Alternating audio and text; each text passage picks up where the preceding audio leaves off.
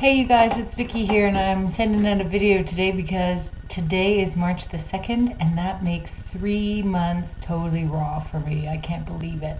Or almost a month now with no coffee, but otherwise no raw, nothing but otherwise raw food, which is just unbelievable. And so, yay! I'm just sending a little video out there, hoping that everyone can see it's totally possible. I was going to actually do a whole thing, you know, the way that I go, where I want to say here's why, here's why, here's why, but I realized there's probably nothing more that I can say than me having done this now for 3 months has just been unbelievable. So if there's anyone out there thinking about trying a raw food diet or adopting a raw food lifestyle, I think it's just an amazing thing to do if you can do it, if your health allows you to do it, and if your doctor allows you to do it, and all that good stuff. So totally have to say, if you can do it, go for it, because the results are incredible. For anyone who hasn't seen my previous videos, I'm down nearly 50 pounds from when I first started in just 3 months, and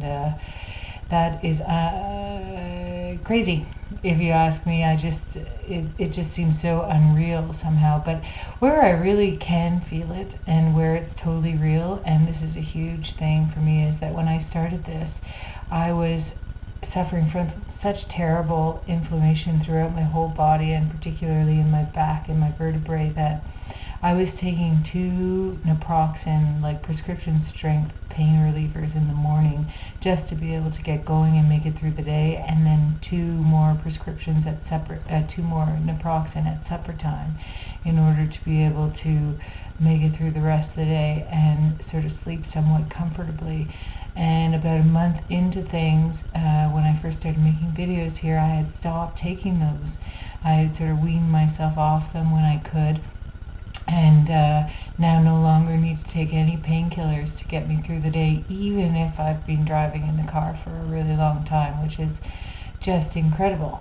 And you know, again, another thing I've noticed by doing this is that I haven't felt hungry, or I've had natural hunger where my body is just naturally saying, hey, we need some food, or I need some food because I haven't eaten in a while, or you know, I've had just a smoothie or something like that. My body really wants something substantial, and that's when I'll have an amazing salad and some nuts and seeds, or some sort of a nut pate, or marinated veggies, kimchi, all that good stuff that we've talked about in other videos. So there's no need to be hungry, is what I'm trying to say. I totally have never been hungry to a point where I didn't feel like I could eat. And that's something I remember, I think I may have mentioned in one of my earliest videos, was this idea that somehow I was going to have to sacrifice my pleasure that I derived from eating if I became a raw foodist. But that has so totally not been the case, because there is just a rainbow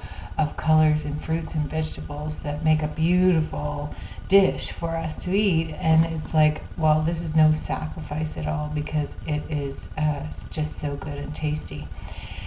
I just wanted to talk for a quick second about a topic that I've noticed is being discussed a little bit on different boards and videos, and that is this idea of food addiction. I have some very clear thoughts in my mind on this issue of food addiction, because at 44 years old, when I entered my teenage years, people started talking to me about the possibility that I was a food addict. And I believed them, and I believed that there was something intrinsically wrong with me, and that somehow I wasn't able to control myself around food. I couldn't stop the binging behaviors that started at about that time. And so I really actually believed that, you know, I was just defective or something like that, and I was a food addict. Probably someone who uses heroin or cocaine or something may relate to that, because you just feel so powerless to the substance that we use. And I have to say that in the 30 years since that concept came into my brain, or was put into my brain, I've really struggled, because I have constantly felt as though it was a flaw in me that caused me to be a food addict. and I've done the Overeaters Anonymous, I've done different programs, and I think there was a book I went through at one point called Addressing the Hunger Within or something like that, and really tried it all, and I couldn't understand why, for me, I think of myself as a fairly intelligent woman, and I couldn't understand how, for me, I could have food addiction when I love food at the same time, but I just had no control over it. And this is where I may take a little bit of a radical point of view, because what I have discovered is that the food that was addictive and caused addictive behaviors, such as continuing to eat it even when I didn't need any more food, or turning to it for comfort and to ease stress and all of that kind of stuff.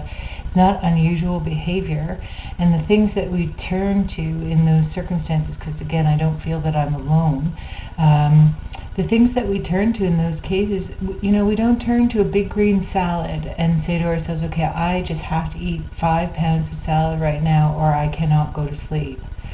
But what I was doing was turning to a whole bunch of sweets, and I'm a self-confessed recovering sugar junkie, and I use sweet as a comfort, sugar as a comfort, and so often sugar comes in many forms. It's not just in chocolate, which was a huge big thing for me. I love chocolate and chocolate bars. I did, and I still eat a little bit of raw cocoa, but again, I know I have problems with chocolate, so I do try and keep that to a real minimum, but I would eat chocolate, but then I would also eat like cookies, and cookies are sugar and flour, and I've already said in previous videos that I have a terrible time with gluten and inflammation caused by gluten, so I was just double barreling my addictions, putting things into me that were not good for me. And so the biggest thing that I have realized in the last 3 months is that I'm not a food addict. I'm not addicted to 5 pounds of salad or 15 apples or 14 oranges, or, I watch a guy out there on YouTube who eats like 50 bananas a day. I would not call that guy or myself a food addict. What I was addicted to were refined, processed, genetically modified, engineered sort of foods, so-called foods that aren't really food at all.